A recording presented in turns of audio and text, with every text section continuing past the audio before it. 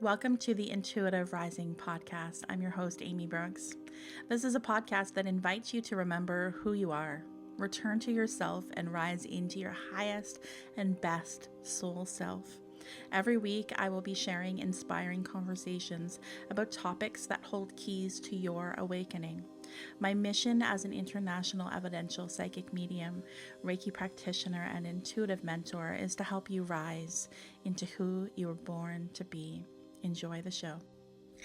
Hey everyone, welcome back to another episode of the Intuitive Rising podcast. I'm your host, Amy Brooks, and we're here today to talk a little bit about the Clairsenses.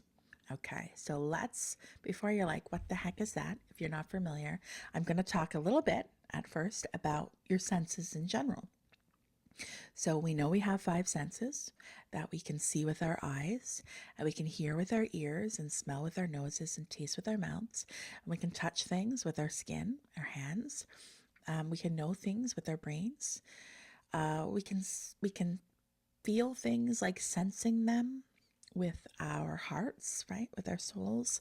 For the most part, this is universally understood and accepted, right? Like anybody who has a pair of eyeballs that, are working, that aren't, blind, knows that those eyeballs help us to see what is outside of ourselves. They help us see reality, quote unquote. We have ears and it helps us to hear things outside of ourselves in our environment. And all of those senses help us navigate this world, this external world that is outside of us. They help us navigate.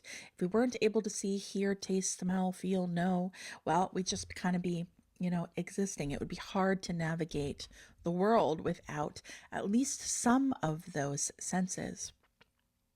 Now, I want you to think then of all of those senses that are universally accepted and that you use every single day, but turn them inward. Okay, so now we have sight, but from within, inner sight, hearing from within, feeling from within, knowing from within, smelling from within, tasting from within. These are your Clair senses. Some people will call them psychic senses. They mean the same thing. If you hear somebody say your Clairs, this is what they're talking about. Now, I feel like in general, most of the population is at least familiar with the term clairvoyance. So even if they don't have an accurate understanding of what the heck clairvoyance means, they are familiar with the word at least. And this is because clairvoyance has been used so much in our history, and people still today will identify this way. They will say, I am a clairvoyant medium, or that person was clairvoyant. So there is still use of this word when it comes to someone who is able to perceive something that is not in their physical environmental reality, something from within. And certainly myself as a psychic medium utilizes all of my clear senses, and usually quite interchangeably. So I'm not, some people that are working, with energy and with the spirit world might say, well, I'm clairvoyant and clairaudient, and those are the ones that are being used by the spirit world, meaning that maybe those ones are the person is the most developed in or sensitive with. Do I feel like it means that they also couldn't smell something internally? No, I do feel like that probably very likely is still there. It just might be a sense that's not actively used all the time. Or there's like a spectrum of sensitivity, and even you can think of people like myself who are hard of hearing. So in one of my ears, in my right ear, I have 20% hearing. I actually do have a hearing aid, which I never wear because it does not help me discern, noise. It really, what it does is it just amplifies noise for me. So for me, it's like I need help discerning maybe what someone is saying in an otherwise noisy environment. I don't want to hear more of the noisy environment in the background. But I share that with you because I am hard of hearing. And so, I guess there's a spectrum of hearing ability when we think of that. And I just want you to think about that, but from the inner, right? So there's a spectrum to your inner hearing ability as well. And some of us might identify as, oh, I'm extremely clairaudient. And another might be like, yeah, I don't know, I don't use that one. But I do feel like we all could develop and work with all of our clairsenses. Now, as I said, your external senses are pretty universal. Nobody's going to argue with you that your eyeballs can see. The inner ones, I also feel, are universal. They're just very well misunderstood. They're not understood at all. And so we're going to start with clairvoyance because, as I said, that is the most well recognized and familiar one. What the heck does clairvoyance mean? Well, clair in itself is French for clear. So the clairs rather mean clear. So, and then voyance is vision or to see. So for someone to say they are clairvoyant, it means that they can clearly see. But inner, so it's an inner seeing. Now, what's the difference between this and imagination? Well, I, for one, am someone, as I've mentioned many, many times, who for many decades of my life thought I was just highly imaginative, was not able to discern the difference between imagination, quote unquote, and receiving psychic or mediumistic messages and visions from the spirit world. Now, how did I discern that? Well, what I learned was that our imagination is like we are actively thinking about something in our imagination for the most part, right? So if I say to you, I'm holding a glass and this glass is about, I don't know, a little less than half full. You in your mind's eye can visualize that inside your imagination. You don't need to see the glass of water with your physical eyes in order to see the glass of water, is essentially what I'm saying. And when we're dreaming, we're seeing here in our third eye, in our imagination. Now, I think your imagination is a tool for our third eye, for our inner knowing, to show us. It's kind of like a projector. The screen is our physical eyes, or our mind when we go into a dream state, and the projector is the third eye, right? That's receiving images, say, from the spirit world. I want you to think about that a little bit as you contemplate this. So clairvoyance is when you can see something very clearly, but it is not in your external at the time. So I'll give you a real life example of this, and then I'll give you a working example of this, like meaning how I when I'm working with clients, how I am using clairvoyance. So a real life example of this might be, okay, Spirit is giving me the image of a golden retriever. Okay, so there's a golden retriever, and for whatever reason, this just pops in your mind. You're not actively thinking about a golden retriever like you just thought about the glass of water. No, it just pops in your mind like a movie. And you see this golden retriever, and it's got its tail wagging. There we go. Two words blended together. And it looks like it's in a dog park. And then, it looks like it got away from its owner. And now it looks like it's trying to get out of the gate. And, it's going to leave the good dog park. Now, doesn't really make any sense. Why do you have this in your mind's eye? Why is that there? Why is your imagination coming up with that? Well, perhaps later on that day, or the next day, or even a week later, you are driving your car and you are at a set of lights, and you notice beside you that there is a dog park. And look, there's a golden retriever in there, and that looks just like the golden retriever that I thought about last week. Weird, random. And you're aware of this all of a sudden because you're like, this is kind of weird. What a coincidence. That in itself makes you more aware. It makes you more observant of the situation, right? It's pointed something out to you.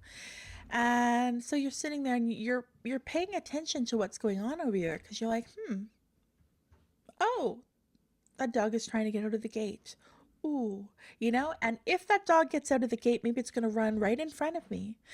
And so I feel like that's an example of clairvoyance that's trying to make you aware of something, that's trying to make you become more observant of something, because maybe it is to stop an accident from happening. Maybe if you had never had that intuitive, clairvoyant little vision, you'd be driving there that day and you would be so in your own little world, listening to music, looking out the other window, turning the radio dial. You would not at all be aware that there's a dog parked next to you. You are not at all aware that that dog is going to run out of the gate and possibly run in front of you, making the odds greater that you may hit the dog.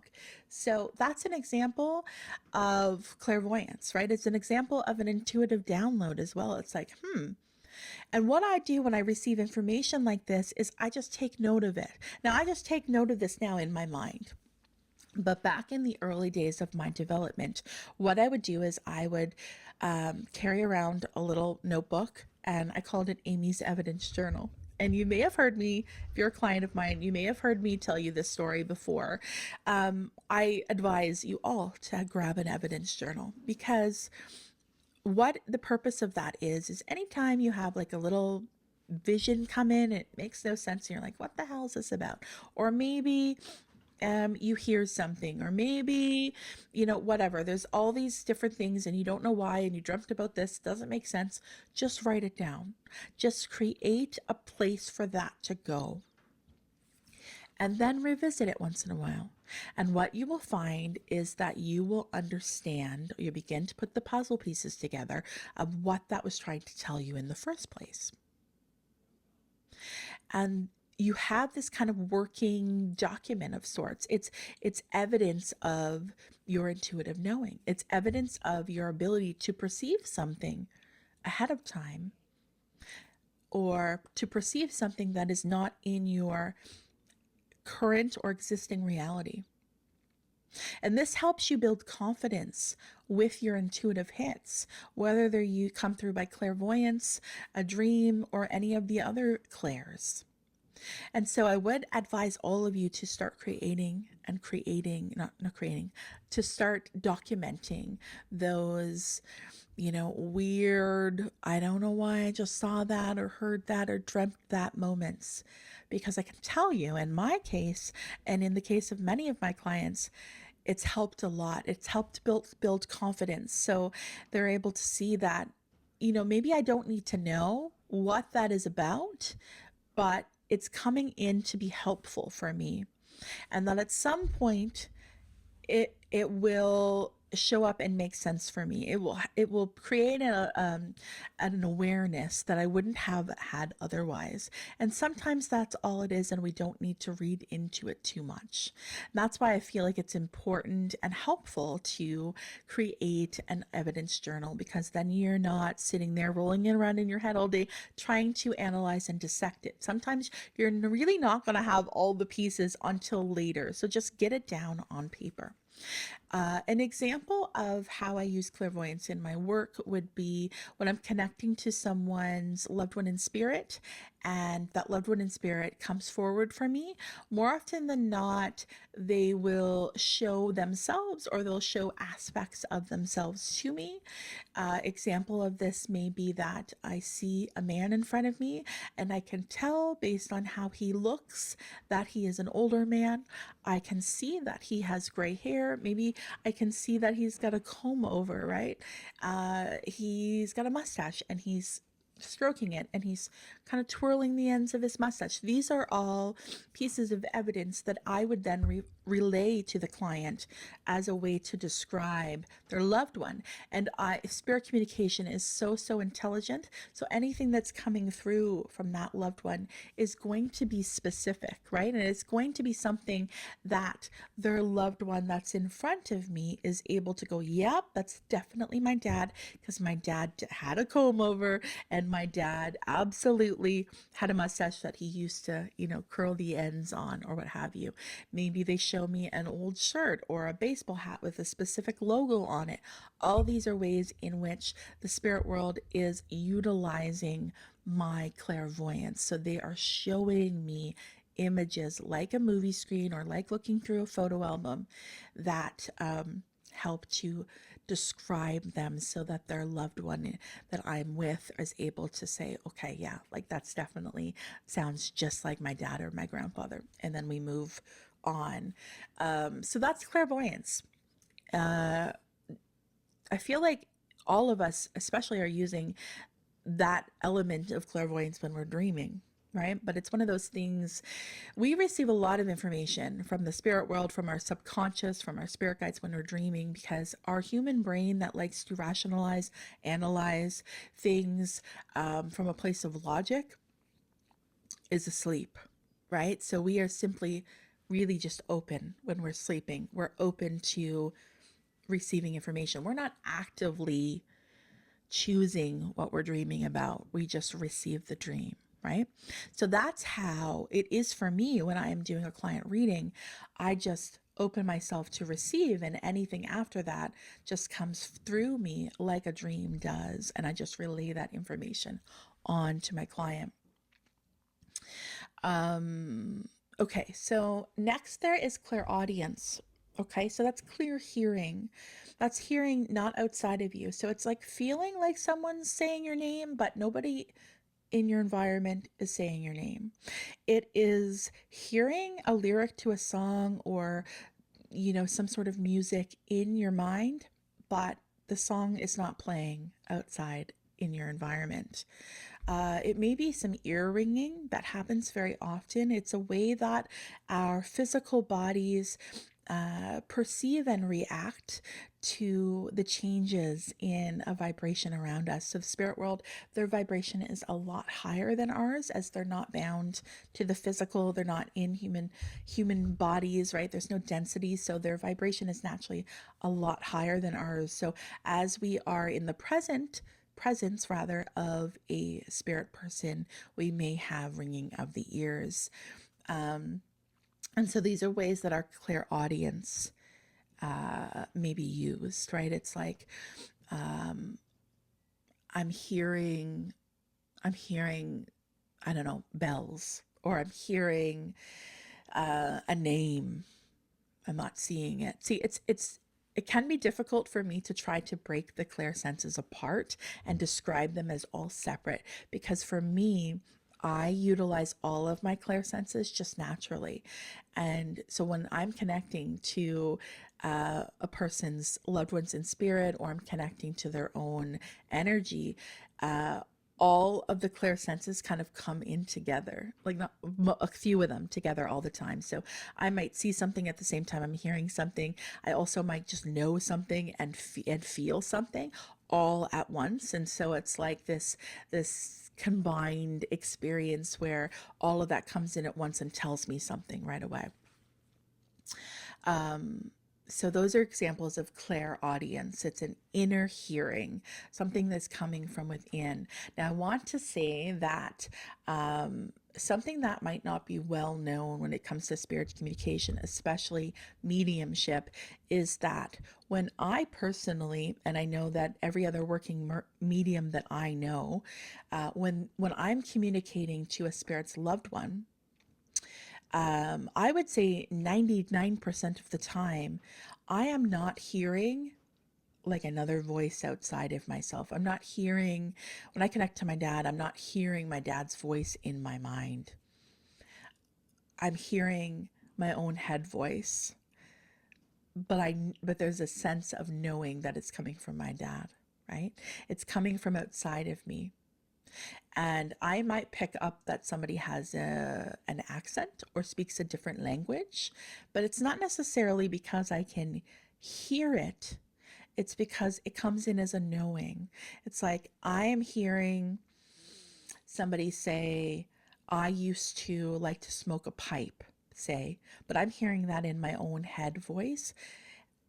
But that also comes in with the feeling that that person has an accent, or that person may have spoken a different language versus hearing the other language. So a question that I often receive from people, given that I do work with international clients, is, are you able to connect to my loved one if they only spoke Arabic, or if they only spoke Mandarin, etc.? And the answer is yes, I can, because spirit communication is telepathic. It's from mind to mind, thought to thought. So it is not, language is not a barrier, right? It's like soul to soul communication, not verbal. So when I or another medium or psychic would say, they're saying this, or I hear them saying this, it's not as if your loved one in spirit has, a physical mouth and a physical voice and is speaking those words to us. It is that they are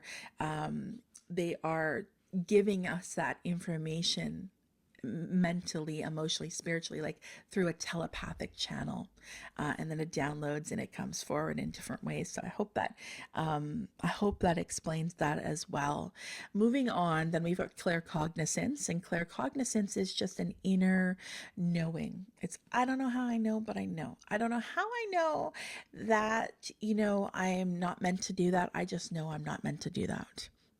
It's just a sense. It's probably one of, out of, other than clairvoyance,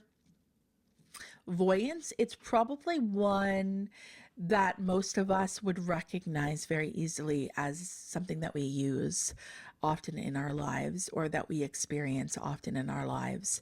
It's that gut feeling. It's, I don't know how I know this, I just know it. That's claircognizance. It's just an inner knowing. And it's not, the knowing is not coming with like examples of why not in your environment. It's just a sense inside. Those examples haven't shown up in my reality just yet, but I already know that I don't have to do that. I shouldn't do that. Claircognizance example of maybe driving on the highway, and I have this feeling and this knowing that I should slow down. Now, the thing I want you to be aware of is, like I already mentioned, the clairsenses seem to kind of all blend together, right? So for me, when this happens, or something like this happens, I would probably hear slow down, but also no, slow the heck down. Maybe I'm even seeing something in my mind's eye that's telling me to slow down. So pay attention to how those things come in. But in general, you might be driving and you might have a knowing, I need to slow down. I don't know why, but I need to slow down. And then you're given the answer, very soon afterwards. You drive by and you're like, oh, yeah, there's a cop in the median just around the bend that I wouldn't have seen. I definitely would have got pulled over. I'm not promoting speeding. I'm just saying. That's an example of claircognizance, just a knowing. I don't know why I know it. I just know it. Gut feeling. Then there's clairsentience, which is one that's used very often in my work. Clairsentience is clear feeling. It's just, it's beyond empathy. So empathy, we can empathize with someone. Someone's telling us their story, and our heart goes out to them, and we're like, oh my goodness, how tragic or how heartbreaking is that? We can empathize as humans, but clairsentience is to blend with it so much that it's like we're feeling the same feelings. So in my work, spirit uses this one very often, especially in mediumship, because after I relay evidence of who's here and memories and, things they want to bring forth as guidance and things like that, spirit people very often want to convey some sort of emotion or feeling, right? They want to convey their love, the depth of their love. And so in order to do that, I have to be able to blend with them, and they have to be able to blend with me energetically, so that I'm able to then verbalize those feelings as best I can to be able to communicate that for their loved ones. So Sometimes I'll connect to someone who is in spirit that conveys a sense of remorse, or there's a feeling of apology that needs to be made. And so they will blend with my energy and use my clairsentience to be able to feel the depths of the emotion that that spirit person feels. Or sometimes they will let me, they will bring forth, like they'll use that as evidence to convey that they know the depths of their loved one that's, they'd left behind, their feelings still, that they now are able to see how their actions impacted them by feeling it so deeply. So that's an example of clairsentience. Parents, you probably very clairsentient with your children, right? It's like it's kind of like a mother's instinct of like that knowing comes in. I know that there's something wrong here. I know I should check in or go to the doctor or follow up on this. But also there's this a blending of energy and feeling with this too. So it's like you're able to perceive what's best for your child because you're blending energetically. So that's clairsentience. And then there is Clairgustance, and Clairgustance is to taste. So I gotta make sure, I gotta double check that I got that right. Sometimes I mix up the names for the smelling and the tasting. Clairgustance is tasting. Yeah, okay, great. So Clairgustance is the ability to taste something, but you not actually physically tasting it. I'll give you an example of this. So so let me just walk you through something. Okay, so this is going to utilize a couple of your clairsenses, probably clairvoyance as well. You have a lemon in your hand, okay? Imagine this. And you peel the skin off the lemon, and then you cut it up, and you can see the seeds and you can see the juice in the lemon.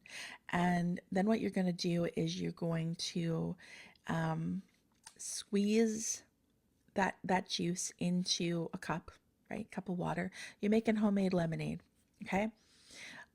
Then after you're done this, you're going to put the rind of the lemon in your mouth, right? Some people like to do that, or with oranges, and you can taste it's like you can imagine the taste of the lemon.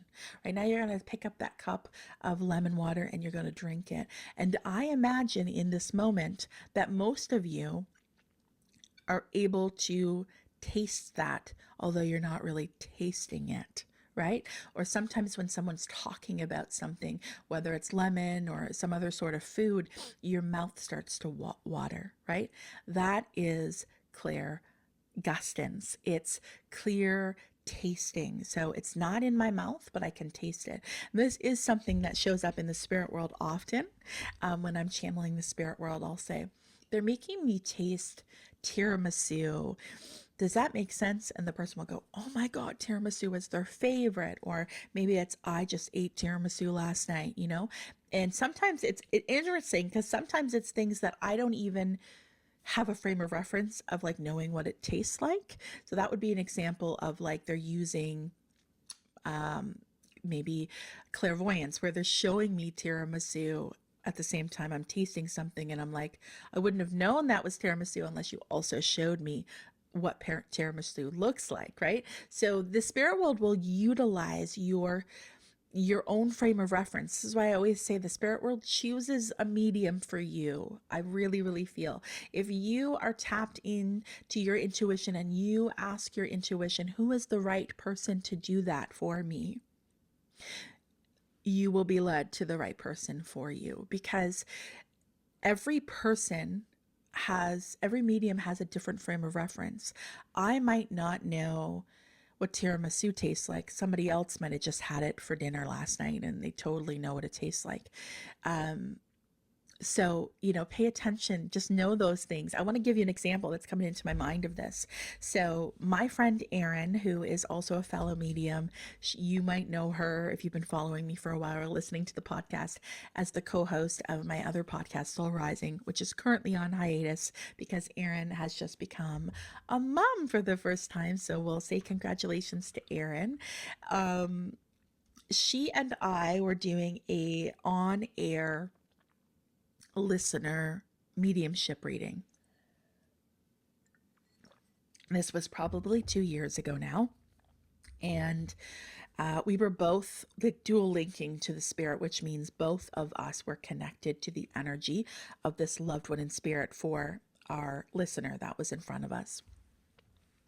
And she was describing him, she was connected to him mediumistically and was picking up on him, knew this was our listener's brother, and was bringing through things. And then he was with me as well. And then he showed me something that he did not show her. And this was because of frame of reference. Okay, so he showed me an image of a scene from a movie, and that movie was My Girl. So Erin had not, I feel like she had not, I don't know if she still hasn't seen the movie, but at the time had never seen the movie My Girl.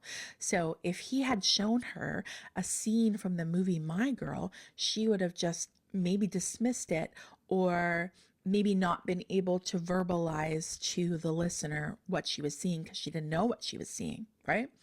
But I do have frame of reference for that movie, as I watched it, I think 3 times in theater.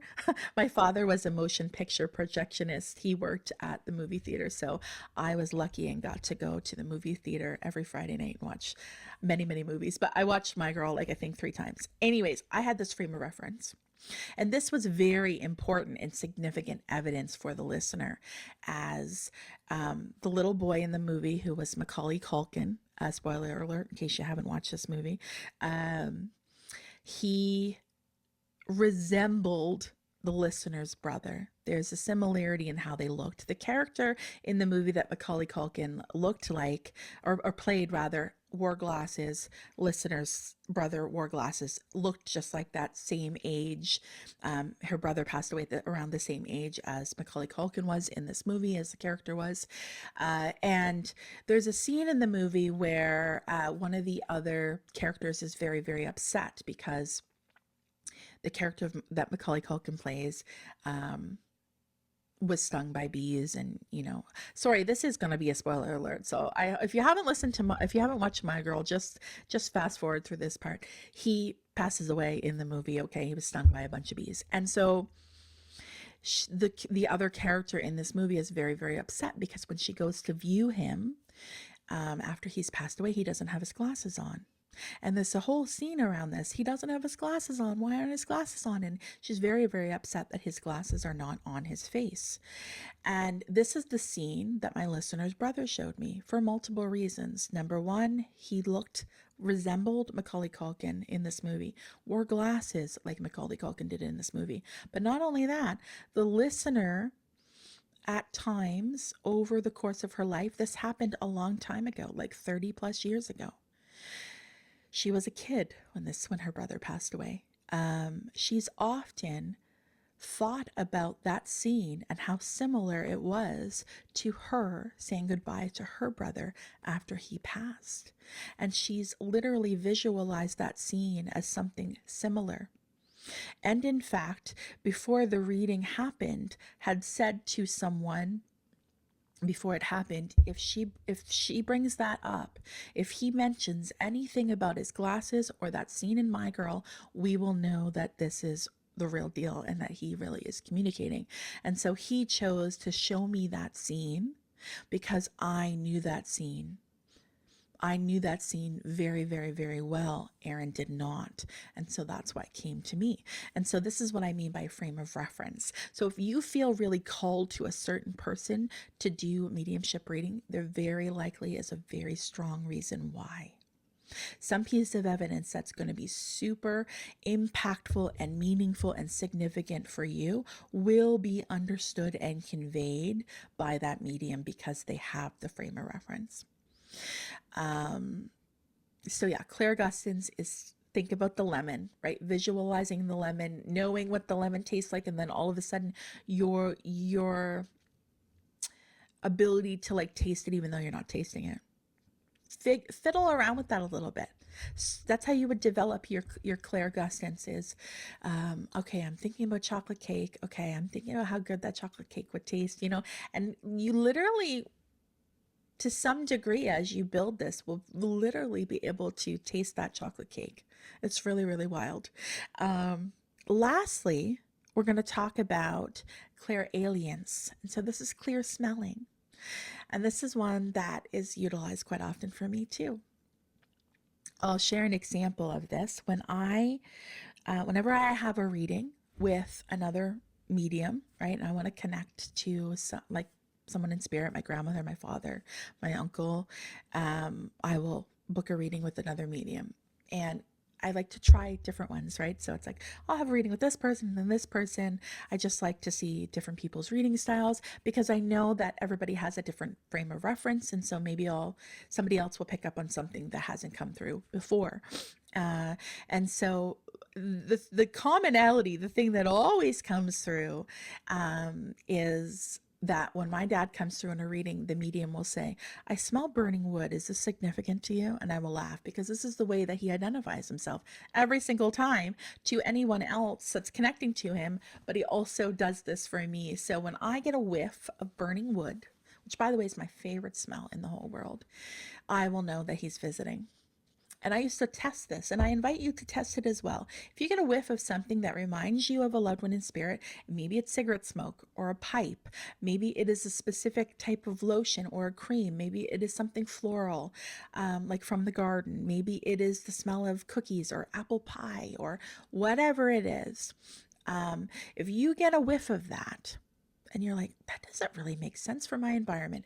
Nobody's burning wood here. Nobody's baking apple pies in the house. Go from room to room. Go outside. Does the smell stay with you? That is a smell that's coming from in. It's not in your environment. And this is something you can practice with too, right? You can imagine a smell. Picture a smell that means something to you. Is it an old cologne that your partner used to use when you were first dating? Is it, I don't know, the smell of like curry or, the smell of chlorine in a pool, like something that takes you back to some memory that invokes something happy.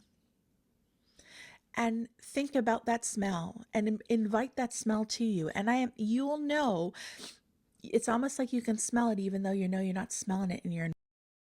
And these are things that we all have. You have the ability to smell psychically.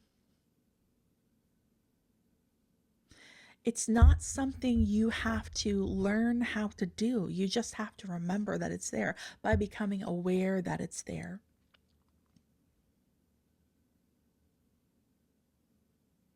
So these are your Clairsenses. And I hope today I've given you some food for thought and some tips and some maybe ways to think about it differently so that you are able to practice a little bit. You have these abilities as well. We all have an outer navigational system and an inner navigational system, and they are both important. We need both. If we're only relying on our outer, we're always going to feel like something's missing. Or maybe we're going to feel less clarity. We're going to feel more confusion in a situation where we're having to navigate something, especially if it's unfamiliar. If it's unfamiliar territory, you're going to want to access this other navigational system that lies within. Why wouldn't you want the extra help and support? It's there for you to help you navigate life. There's nothing woo-woo or magical or mystical about it. You can perceive more mystical experiences through the channels of your Clairsenses, but your Clairsenses are just innately who you are, just the same as you can taste with your mouth. You can taste inside by thinking about those things. And so, I guess to end, I just want to quickly talk about this. this difference between imagination and psychic information and receiving information from outside of you. And I think if you listen to every example I gave, you'll be able to see the difference. In the case that we just talked about with the tasting and the lemon, you know that you are actively putting that lemon taste there because I'm giving you this exercise to practice with. So you're utilizing your imagination and you're utilizing all of these inner senses that you have, and you are then able to experience that.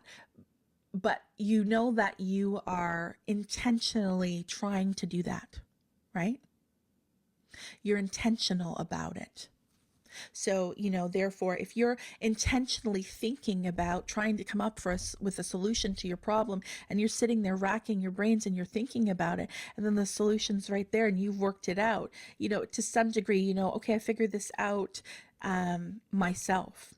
Whereas maybe you are doing something totally different. You're having a shower, you're going for a drive, you're out for a walk, and all of a sudden you're not thinking about your problem at all. It's not in your mind at all. And all of a sudden the solution to your problem just appears in your mind without you intentionally actively thinking about it. That would be what I would call a download.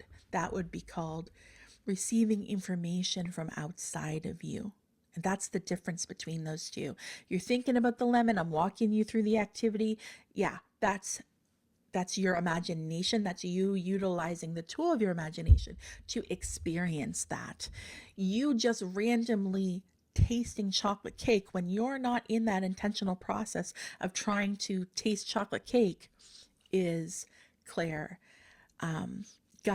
That would be like, and especially if that chocolate cake is connected to something very specific and meaningful to a loved one, then that would be a way that your loved one would be saying, hi, hello. And these are the ways that they come through to a medium, because a medium is in practice about intentionally allowing that information to flow through them. I'm not thinking of chocolate cake in my brain when I'm doing a reading, but if I suddenly taste chocolate cake, I know, oh, this is something significant, because I trust that everything that comes in when I'm doing a reading is significant, and I share it. So that's where I will leave you today. I hope you have a wonderful day. I hope you're enjoying your April. Take good care, and I'll see you again here next week.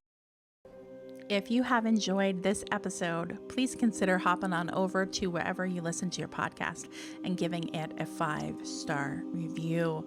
Thank you so much in advance. If you'd like to keep in touch, please head over to my website, theintuitiverising.com, to keep up with all the things that I have been doing.